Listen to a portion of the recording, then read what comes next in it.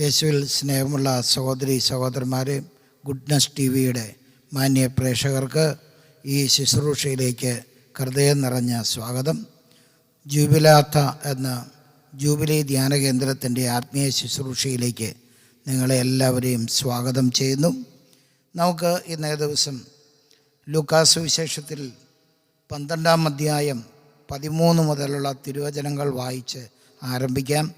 ജനക്കൂട്ടത്തിൽ നിന്ന് ഒരുവൻ അവരോട് പറഞ്ഞു, ഗുരു, പിതൃസ്വത്ത് ഞാനുമായി പങ്കുവയ്ക്കുവാൻ എൻ്റെ സഹോദരനോട് കൽപ്പിക്കണമേ. യേശു അവനോട് ചോദിച്ചു, ഹേ മനുഷ്യ, എന്നെ നിങ്ങളുടെ ന്യായാധിപനോ സമ്പത്ത് ഭാഗിക്കുന്നവനോ ആയി ആര് നിയമിച്ചു? അനന്തരം അവൻ അവരോട് പറഞ്ഞു, ജാഗരൂകരായിരിക്കുവിൻ, എല്ലാ അത്യാഗ്രഹങ്ങളിൽ നിന്നും അകന്നിരിക്കുകയും ചെയ്യുവിൻ. മനുഷ്യജീവിതം സമ്പത്ത് കൊണ്ടല്ല ധന്യമാകുന്നത്. ഒരു ഉപമയും അവൻ അവരോട് പറഞ്ഞു. ഒരു ധനികൻ്റെ കൃഷിസ്ഥലം സമൃദ്ധമായ വിളവ് നൽകി. അവൻ ഇങ്ങനെ ചിന്തിച്ചു, ഞാൻ എന്തു ചെയ്യും? ഈ ധാന്യം മുഴുവൻ സൂക്ഷിക്കാൻ എനിക്ക് സ്ഥലമില്ലല്ലോ. അവൻ പറഞ്ഞു, ഞാനിങ്ങനെ ചെയ്യും, എൻ്റെ അറപ്പുരകൾ പൊളിച്ച് കൂടുതൽ വലിയവ പണിയും, അതിൽ എൻ്റെ ധാന്യവും വിഭവങ്ങളും സംഭരിക്കും. അനന്തരം അവൻ എൻ്റെ ആത്മാവിനോട് പറയും, ആത്മാവെ, അനേക വർഷത്തേക്ക് വേണ്ട വിഭവങ്ങൾ നിനക്കായി സംഭരിക്കപ്പെട്ടിരിക്കുന്നു. വിശ്രമിക്കുക, തിന്നുകുടിച്ച് ആനന്ദിക്കുക.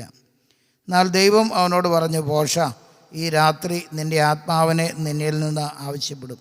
അപ്പോൾ നീ ഒരുക്കി വച്ചിരിക്കുന്നവ ആരുടേതാകും? ഇതുപോലെയാണ് ദൈവസന്നിധിയിൽ സമ്പന്നനാകാതെ തനിക്ക് വേണ്ടി സമ്പത്ത് ശേഖരിക്കുന്നവനും. പ്രിയപ്പെട്ടവരെ, നമ്മളെല്ലാം അധ്വാനിക്കുന്നവരാണ്, ജോലി ചെയ്യുന്നവരാണ്. നമ്മളെല്ലാം സമ്പത്ത് സമ്പാദിക്കണമെന്ന് ആഗ്രഹിക്കുന്നവരാണ്. എന്നാൽ സമ്പത്തിൻ്റെ നശ്വരതയെക്കുറിച്ച് പലപ്പോഴും നമ്മൾ നമ്മുടെ ജീവിതത്തിൽ ചിന്തിക്കാറില്ല. സമ്പത്ത് കൊണ്ട് എല്ലാം നേടാമെന്ന് പല വ്യക്തികളും ജീവിതത്തിൽ വ്യാമോഹിക്കാറുമുണ്ട്. സുവിശേഷങ്ങളിലേക്ക്, ദൈവവചനത്തിലേക്ക് നമ്മൾ കടന്നു വരുമ്പം ദൈവത്തിന് നമ്മളോട് സംസാരിക്കാനുള്ള ഏറ്റവും മഹത്തായ കാര്യമാണ് ഇന്നത്തെ ഈ സുവിശേഷ ഭാഗത്ത് കർത്താവ് നമ്മളെ ഓർത്തരെയും ഓർപ്പിക്കുക. ദൈവം പറയുകയാണ്, എല്ലാ അത്യാഗ്രഹങ്ങളിൽ നിന്നും അകന്നിരിക്കുക. മനുഷ്യജീവിതം സമ്പത്ത് കൊണ്ടല്ല ധന്യമാകുന്നത്. നമ്മുടെ ജീവിതം സമ്പത്ത് കൊണ്ടല്ല ധന്യമാകുന്നത്. സമ്പത്ത് നമുക്ക് ആവശ്യമാണ്, എന്നാൽ മനുഷ്യജീവിതം സമ്പത്ത് കൊണ്ടല്ല ധന്യമാകുന്നത്. തുടർന്ന് നമുക്ക് പ്രഭാഷകൻ്റെ പുസ്തകത്തിലേക്കൊന്ന് ചെന്നാൽ, അവിടെ പ്രഭാഷകൻ്റെ പുസ്തകത്തിൽ ഇങ്ങനെ 13-ാമത്തെ അധ്യായത്തിൽ 24-ാമത്തെ വാക്യത്തിൽ ഇതാ തിരുവചനം നമ്മളെ ഇങ്ങനെ പഠിപ്പിക്കുകയാണ്. പാപവിമുക്തമെങ്കിൽ സമ്പത്ത് നല്ലത് തന്നെ. ദൈവഭയം ഇല്ലാത്തവൻ്റെ ദൃഷ്ടിയിൽ ദാരിദ്ര്യം തിന്മയാണ്. പ്രിയപ്പെട്ടവരെ, നമ്മുടെ ജീവിതത്തിൽ 5 പൈസ നമ്മൾ സമ്പാദിക്കുന്നുണ്ട് എങ്കിൽ ആ സമ്പാദിക്കുന്ന 5 പൈസ പാപവിമുക്തമായിരിക്കണം എന്ന് കർത്താവ് നിഷ്കർഷിക്കുകയാണ്. സമ്പത്ത് കൊണ്ടല്ല മനുഷ്യജീവിതം ധന്യമാകുന്നത്. അതുകൊണ്ട് എന്തു ചെയ്യണം? നമ്മൾ സമ്പാദിക്കുന്ന ഓരോ പണവും, ഓരോ നയാ പൈസയും അത് പാപവിമുക്തമായിരിക്കണം എന്ന കാര്യത്തിൽ നമ്മൾ വളരെയധികം നിഷ്കർഷ വയ്ക്കേണ്ടതുണ്ട് എന്ന് ദൈവം നമ്മളെ ഓരോരുത്തരെയും ഓർപ്പിക്കുകയാണ്. പ്രിയപ്പെട്ടവരെ, നമ്മൾ മനുഷ്യരുടെ മുമ്പിലല്ല, ഈ ലോകത്തിലല്ല നമ്മൾ സമ്പന്നരാകേണ്ടത്. ഇന്ന് നമ്മൾ വായിച്ച സുവിശേഷ ഭാഗത്ത് ഏറ്റവും അവസാനമായിട്ട് കർത്താവ് കൂട്ടിച്ചേർക്കുകയാണ്. എന്താണ് കർത്താവ് കൂട്ടിച്ചേർത്തത്? യേശു പറയുകയാണ്, ലൂക്കാസ് സുവിശേഷം 12-ാം അധ്യായത്തിൻ്റെ 21-ാമത്തെ വചനത്തിൽ യേശു പറയാണ്, ദൈവസന്നിധിയിൽ സമ്പന്നനാകാതെ തനിക്ക് വേണ്ടി സമ്പത്ത് ശേഖരിക്കുന്നവനും ഇങ്ങനെ തന്നെയാണ്. ഇതുപോലെ ആ മനുഷ്യനെപ്പോലെ നശിച്ചു പോകും. ദൈവസന്നിധിയിൽ ആണ് നമ്മൾ സമ്പന്നരാകേണ്ടത്. അല്ലാതെ മനുഷ്യൻ്റെ ദൃഷ്ടിയിൽ നമ്മൾ സമ്പന്നരാകുക എന്നതല്ല ദൈവം ആഗ്രഹിക്കുന്ന കാര്യം. ദൈവം ആഗ്രഹിക്കുന്ന കാര്യം ദൈവസന്നിധിയിൽ നമ്മൾ സമ്പന്നരാകുക. അതിന് നമ്മൾ സൂക്ഷിക്കേണ്ട ഒന്നാമത്തെ കാര്യം എന്തെന്ന് വെച്ചാൽ, നമ്മുടെ സമ്പത്ത് പാപവിമുക്തമായിരിക്കണം. പാപവിമുക്തമായ സമ്പത്ത് നമുക്ക് ഉണ്ടാകാവൂ എന്ന് ദൈവം നമ്മളെ ഓർപ്പിക്കുകയാണ്. പ്രഭാഷകൻ്റെ പുസ്തകം 5-ാമത്തെ അധ്യായം 8-ാം തിരുവചനത്തിൽ പ്രഭാഷകനിലൂടെ കർത്താവ് പറയുകയാണ്, വ്യാജം കൊണ്ട് നേടിയ സമ്പത്ത് നമ്മുടെ അത്യാഹിതങ്ങളിൽ അത് നമുക്ക് ഉപകരിക്കുകയില്ല, ആപത്തിൽ അത് ഉപകരിക്കുകയില്ല. പ്രിയപ്പെട്ടവരെ, ഒരിക്കലും നമ്മുടെ അത്യാവശ്യങ്ങളിൽ സഹായിക്കാൻ സാധിക്കാത്ത ധനമായി നമ്മുടെ ഓരോരുത്തരുടെയും ജീവിതത്തിൽ പ്രിയപ്പെട്ടവരെ നമ്മൾ വ്യാജം കൊണ്ട് സമ്പാദിച്ച ധനം നമ്മളെ ഒരിക്കലും സഹായിക്കില്ലെന്ന് കർത്താവ് നമ്മളെ ഓരോരുത്തരെയും ഓർമ്മിപ്പിക്കുകയാണ്. പ്രിയപ്പെട്ടവരെ, ഞാൻ 1-2 ഉദാഹരണങ്ങൾ സുവിശേഷങ്ങളിൽ നിന്ന് തന്നെ ഞാൻ കാണിക്കുവാൻ ആഗ്രഹിക്കുകയാണ്. പ്രിയപ്പെട്ട സഹോദരി സഹോദരന്മാരെ, നമ്മൾ രാജാക്കന്മാരുടെ 1-ാമത്തെ പുസ്തകത്തിലേക്ക് നമുക്കൊന്ന് കടന്നു വരാം. രാജാക്കന്മാരുടെ 1-ാമത്തെ പുസ്തകത്തിൽ നമ്മൾ ഇപ്രകാരം കാണുകയാണ്. അവിടെ 21-ാമത്തെ അധ്യായത്തിൽ നാബോത്ത് എന്നു പേരായ നീതിമാനായ ഒരു മനുഷ്യനുണ്ടായിരുന്നു. അവൻ്റെ പിതൃസ്വത്ത് ആയി അവന് ലഭിച്ച ആ സ്ഥലത്ത് നല്ല മനോഹരമായ ഒരു മുന്തിരിത്തോട്ടം ഉണ്ടായി. ആ മുന്തിരിത്തോട്ടത്തിലൂടെ നടക്കാൻ പോയ ആഹാബ് രാജാവിന് ആ മുന്തിരിത്തോട്ടം കിട്ടിയാൽ കൊള്ളാമെന്ന് ആഗ്രഹം. അവൻ നാബോത്തിനോട് ചോദിച്ചു, എനിക്ക് ഈ മുന്തിരിത്തോട്ടം എനിക്ക് കിട്ടിയാൽ കൊള്ളാം എന്നാഗ്രഹമുണ്ട്. അവൻ പറഞ്ഞു, ഞാൻ ആർക്കും കൊടുക്കുകയില്ല, ഇത് എൻ്റെ പിതൃസ്വത്തായിട്ട് എനിക്ക് കിട്ടിയതാണ്, അത് ഞാൻ അമൂല്യമായിട്ട് കണക്കാക്കിയാണ്, അതുകൊണ്ട് ഈ സ്ഥലം ഞാൻ ആർക്കും കൊടുക്കുകയില്ല. രാജാവ് അതിൻ്റെ പേരിൽ ദുഃഖിച്ചു.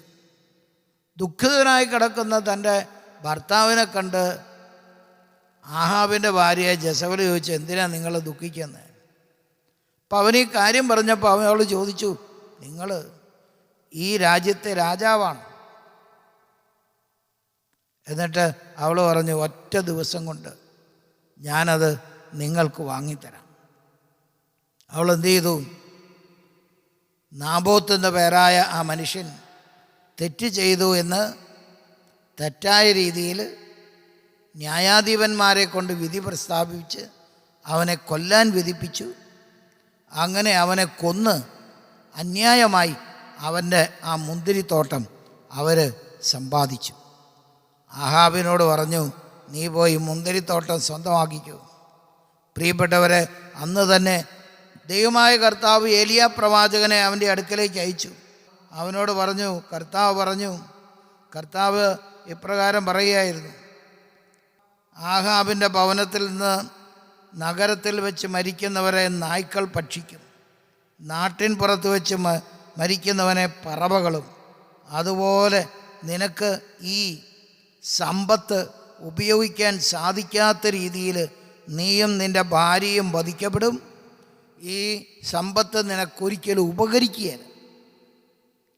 പ്രിയപ്പെട്ടവരെ, തുടർന്നുണ്ടായ യുദ്ധത്തിൽ യാദൃച്ഛികമായിട്ട് ഒരു പടയാളി, സ്വന്തം പടയാളികളിൽ ഒരുവൻ എയ്തുവിട്ട അമ്പ് ആഹാബിൻ്റെ മേൽ തറയ്ക്കുകയും അത് തറച്ച് അതുകൊണ്ട് ഇതാ രാജാവ് അന്ന് തന്നെ മരിക്കുകയും രാജാവിനെ അടക്കിയ ആ സ്ഥലത്തുണ്ടായിരുന്ന അവനെ കൊണ്ടുപോയ രഥങ്ങൾ കഴുകിയപ്പോൾ ആ കഴുകിയ വെള്ളത്തിൽ രക്തം കുടിക്കാൻ നായ്ക്കൾ വന്ന് അവൻ്റെ രക്തം കുടിക്കാനിടയായി.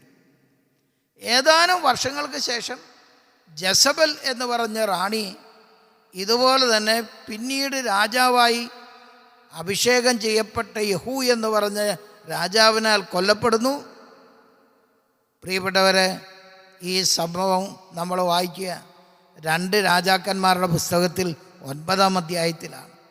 ഇതാ ജെസബൽ ഇപ്രകാരം കൊല്ലപ്പെടുകയും അവളുടെ ശരീരത്തിലൂടെ രഥങ്ങളും വണ്ടികളും ഒക്കെ കടന്നു പോവുകയും അവസാനം അവളുടെ തലയോട്ടിയും കൈകളോ കാലുകളോ ഏതാനും ഭാഗങ്ങളും മാത്രമേ അവശേഷിച്ചുള്ളൂ.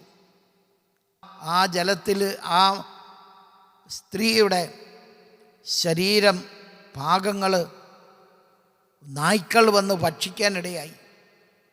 ഏലിയാ പ്രവാചകൻ പ്രവചിച്ചതുപോലെ എല്ലാം സംഭവിച്ചു. അന്യായം കൊണ്ട് നേടിയ സമ്പത്ത് തൻ്റെ ജീവിതത്തിൽ അനുഭവിക്കാൻ കഴിയാതെ കടന്നു പോകുന്ന വ്യക്തികളെയാണ് നമ്മൾ കാണാനായിട്ടിടയായത്. പ്രിയപ്പെട്ടവരെ, വീണ്ടും നമുക്ക് രാജാക്കന്മാരുടെ 2-ാമത്തെ പുസ്തകത്തിലേക്ക് തന്നെ കടന്നു ചെല്ലാം. രാജാക്കന്മാരുടെ 2-ാമത്തെ പുസ്തകത്തിൽ 5-ാമത്തെ അധ്യായത്തിൽ ഒരു സംഭവം വിവരിക്കുന്നുണ്ട്. ആ സംഭവം ഇപ്രകാരമാണ് നമ്മളെ ഓർപ്പിക്കുക. സമറിയായിലെ രാജാവിൻ്റെ സർവ്വസൈന്യാധിപനായ നാമാൻ എന്നു പേരായ ആ സൈന്യാധിപൻ്റെ മേൽ കുഷ്ഠരോഗം പിടിപെട്ടു. കുഷ്ഠരോഗിയായ നാമാൻ്റെ വീട്ടിൽ പണി ചെയ്തു തരുന്ന ഒരു വേലക്കാരി പെണ്ണ്, അവൾ ഇസ്രായേലിൽ നിന്ന് സൈന്യം ഇസ്രായേൽ ദേശത്തെ ആക്രമിച്ചപ്പോൾ അവിടെ നിന്ന് പിടിക്കപ്പെട്ട് കൊണ്ടുപോയ ഒരു യഹൂദ പെൺകുട്ടിയായിരുന്നു. ആ യഹൂദ പെൺകുട്ടി നാമാൻ്റെ ഭാര്യയോട് പറഞ്ഞു, എൻ്റെ യജമാനൻ ഞങ്ങളുടെ ദേശത്ത് പോയാൽ അവിടെ ഒരു ദൈവപുരുഷനുണ്ട്, അവൻ വന്ന് പ്രാർത്ഥിക്കും, ആ പ്രാർത്ഥനയുടെ ഫലമായി എൻ്റെ യജമാനന് സൗഖ്യം കിട്ടും. ഇയാൾ എലീഷ പ്രവാചകൻ്റെ കാണാനായിട്ട് പോവുകയാണ്. വലിയ സമ്പത്തും വലിയ ധനങ്ങളും കാഴ്ചകളൊക്കെ ആയിട്ടാണ് പോകുന്നത്. അവിടെ ചെന്നപ്പം പ്രവാചകൻ അയാളോട് പറഞ്ഞു, നീ ജോർദാൻ നദിയിൽ പോയി 7 തവണ മുങ്ങിക്കുളിക്കുക. ആദ്യം ജോർദാൻ നദിയിൽ ഇറങ്ങാൻ കുളിക്കാനൊന്നും താല്പര്യം ഉണ്ടാകാതിരുന്ന നാമാൻ എന്ത് ചെയ്തു? നിർബന്ധിക്കപ്പെട്ട്, ജോലിക്കാരുടെ നിർബന്ധത്തിൽപ്പെട്ട്, വേലക്കാരുടെ നിർബന്ധത്തിൽപ്പെട്ട് അവൻ 7 തവണ മുങ്ങിക്കുളിച്ചു. അവൻ്റെ കുഷ്ഠം മാറി. അവൻ കൊണ്ടുവന്ന സമ്മാനമെല്ലാം പ്രവാചകന് കൊടുക്കാൻ കൊണ്ടുവന്നു. പ്രവാചകൻ അവൻ്റെ കയ്യിൽ നിന്നും ഒരു സമ്മാനവും വാങ്ങിയില്ല. അതെല്ലാം കൊണ്ടുപോയിക്കോളാൻ പറഞ്ഞ് അവനെ കാണാൻ പോലും നിന്നുകൊടുത്തില്ല. ദുഃഖിതനായ നാമാൻ എന്നാൽ സൗഖ്യം കിട്ടിയുള്ള സന്തോഷത്തോടെ ദൈവത്തെ സ്തുതിച്ചുകൊണ്ട് തിരിച്ചു പോകുമ്പം എലീഷ പ്രവാചകൻ്റെ കൂടെ പ്രവാചകനെ സഹായിക്കാൻ നിന്ന ശുശ്രൂഷകനായ ഗഹസി എന്നു പേരായ ശുശ്രൂഷകൻ തൻ്റെ യജമാനൻ്റെ പ്രവൃത്തിയിൽ ദുഃഖം തോന്നി നാമാൻ്റെ രഥത്തിന് പിന്നാലെ ഓടി അവൻ ചെന്ന് നാമാനോട് പറയാണ്, എൻ്റെ യജമാനൻ പറഞ്ഞയച്ചിരിക്കുകയാണ്, അങ്ങ് കൊണ്ടുവന്ന സമ്മാനങ്ങളിൽ കുറച്ച് ദരിദ്രരായ വ്യക്തികൾക്ക് കൊടുക്കാൻ തന്നാലും. സന്തോഷത്തോടെ നാമാൻ ഇറങ്ങി വന്ന് ധാരാളം സമ്പത്തും സ്വർണ്ണ നാണയങ്ങളും വെള്ളി നാണയങ്ങളും എല്ലാം ഗഹസിക്ക് കൊടുത്തു. ഗഹസി അവയെല്ലാം കൊണ്ടുപോയി തൻ്റെ വീട്ടിൽ കൊണ്ടുപോയി വച്ചു. പ്രിയപ്പെട്ടവരെ, തുടർന്ന് പ്രവാചകൻ്റെ മുമ്പിൽ വന്നപ്പാടെ പ്രവാചകൻ അവനോട് ചോദിച്ചു, നീ എവിടെയായിരുന്നു? അവൻ പറഞ്ഞു, ഞാൻ എങ്ങും പോയില്ല.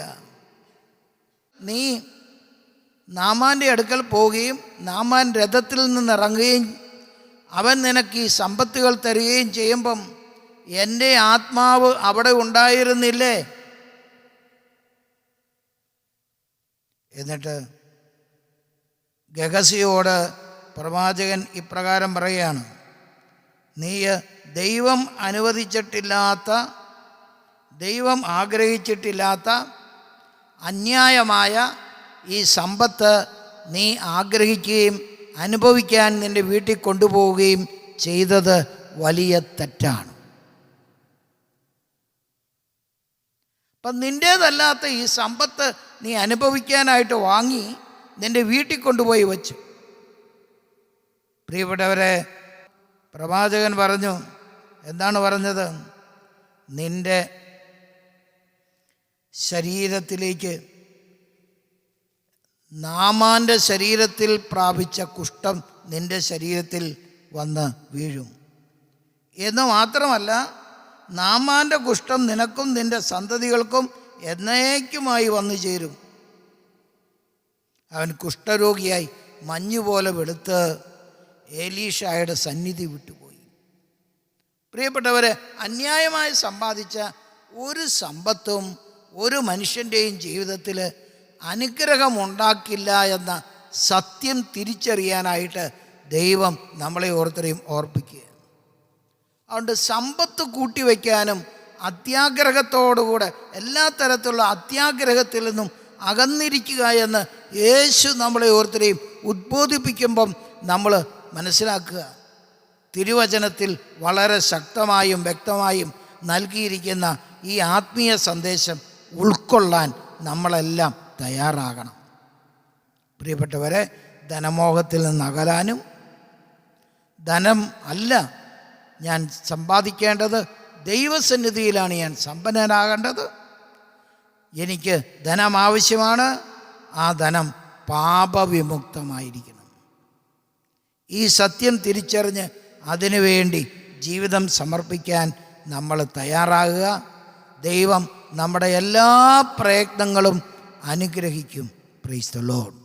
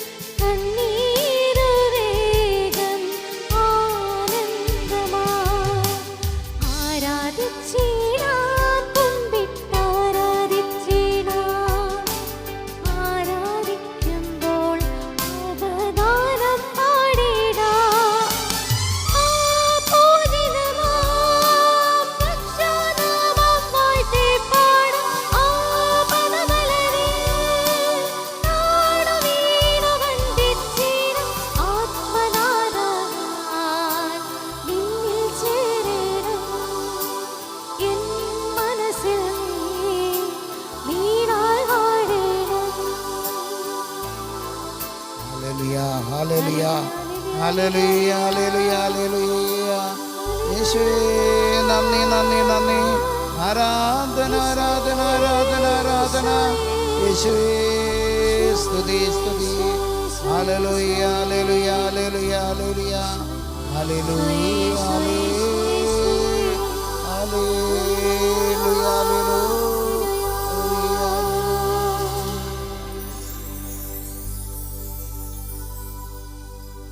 പരിശുദ്ധ പരമ ദിവ്യകാരുണ്യത്തിന് എന്നേരവും ആരാധനയും സ്തുതിയും പുകഴ്ചയും ഉണ്ടായിരിക്കട്ടെ. പരിശുദ്ധ പരമ ദിവ്യകാരുണ്യത്തിന് എന്നേരവും ആരാധനയും സ്തുതിയും പുകഴ്ചയും ഉണ്ടായിരിക്കട്ടെ. പരിശുദ്ധ പരമ ദിവ്യകാരുണ്യത്തിന് എന്നേരവും ആരാധനയും സ്തുതിയും പുകഴ്ചയും ഉണ്ടായിരിക്കട്ടെ. യേശുവിൽ സ്നേഹമുള്ള സഹോദരി സഹോദരന്മാരെ, കഴിഞ്ഞ കാലങ്ങളിൽ നമുക്കുണ്ടായ സമ്പത്തിൻ്റെ മേഖലകളിൽ നമുക്കുണ്ടായ എല്ലാ വീഴ്ചകളെയും നമുക്ക് ദൈവകരങ്ങളിലേക്ക് കൊടുക്കാം. അമിതമായ താല്പര്യം സമ്പത്തിനോട്, സമ്പത്ത് ശേഖരിക്കാനുള്ള തെറ്റായ മാർഗങ്ങൾ, തെറ്റായ വഴികളിലൂടെ സമ്പാദിച്ച ഏതെങ്കിലും സമ്പാദ്യമുണ്ടെങ്കിൽ അതെല്ലാം നമുക്ക് ദൈവകരങ്ങളിലേക്ക് ഏൽപ്പിച്ച് ആർക്ക് കൊടുക്കേണ്ടതാണ് അവരിലേക്ക് ആ പണം എത്തിക്കുവാനുള്ള ശ്രമം നമുക്ക് ആരംഭിക്കാം.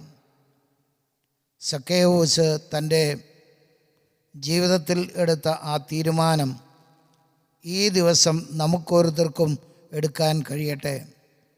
അവൻ യേശുവിനോട് ഇപ്രകാരം പറഞ്ഞു: ഞാൻ ആരുടെയെങ്കിലും വക വഞ്ചിച്ചെടുത്തിട്ടുണ്ടെങ്കിൽ ഞാനത് അവർക്ക് 4 ഇരട്ടിയായി തിരിച്ചു കൊടുക്കും.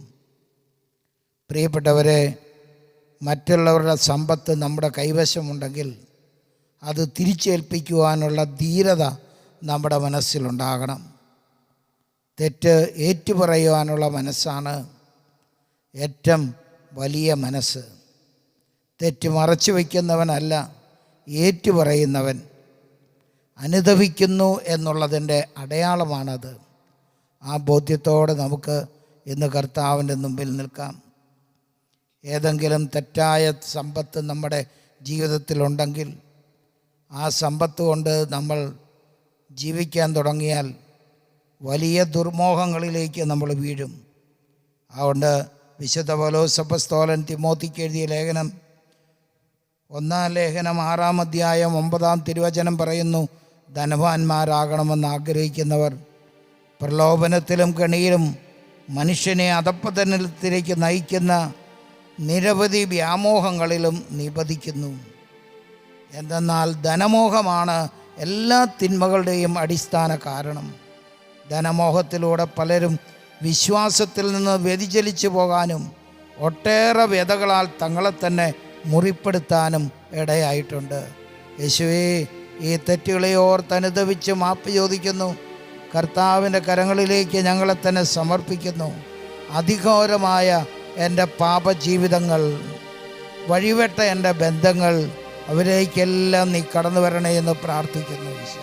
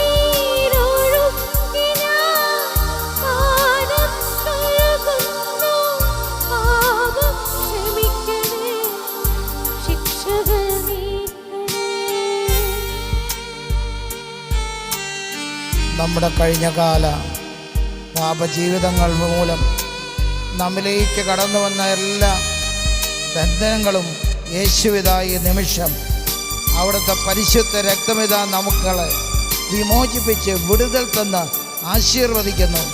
ദൈവകരങ്ങളിലേക്ക് നമ്മളെ തന്നെ സമർപ്പിക്കാം. കർത്താവ് നമ്മളുടെ ജീവിതത്തിൻ്റെ മേൽ ഇടപെടട്ടെ.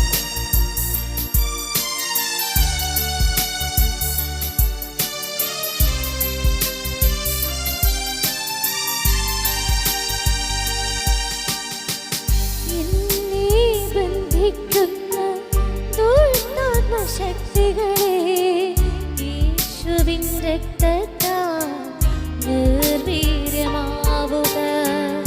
എന്നെ ബന്ധിക്കുന്ന ദുഷ്ടാത്മശക്തികളെ യേശുവിൻ രക്തത്താൽ നിർവീര്യമാവുക. യേശുവിൻ നാമത്തിൽ വിടുതലും സൗഖ്യവും പാവനാത്മാവിൻ സഹവാസവും നൽകണേ.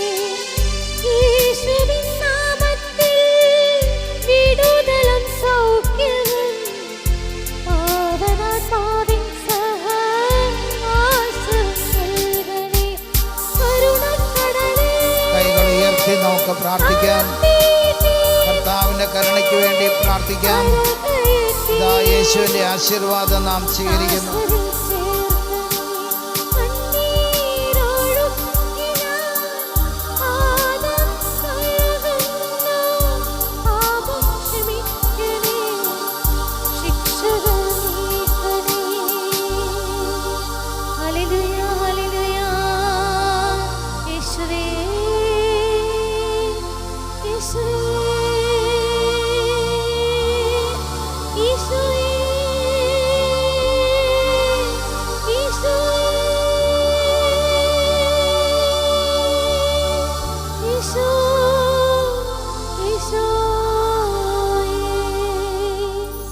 പരിശുദ്ധ പരമ ദിവ്യകാരുണ്യത്തിന് നേരവും ആരാധനയും സ്തുതിയും പുകഴ്ചയും ഉണ്ടായിരിക്കട്ടെ. പരിശുദ്ധ പരമ ദിവ്യകാരുണ്യത്തിന് നേരവും ആരാധനയും സ്തുതിയും പുകഴ്ചയും ഉണ്ടായിരിക്കട്ടെ. പരിശുദ്ധ പരമ ദിവ്യകാരുണ്യത്തിന് നേരവും ആരാധനയും സ്തുതിയും പുകഴ്ചയും ഉണ്ടായിരിക്കട്ടെ.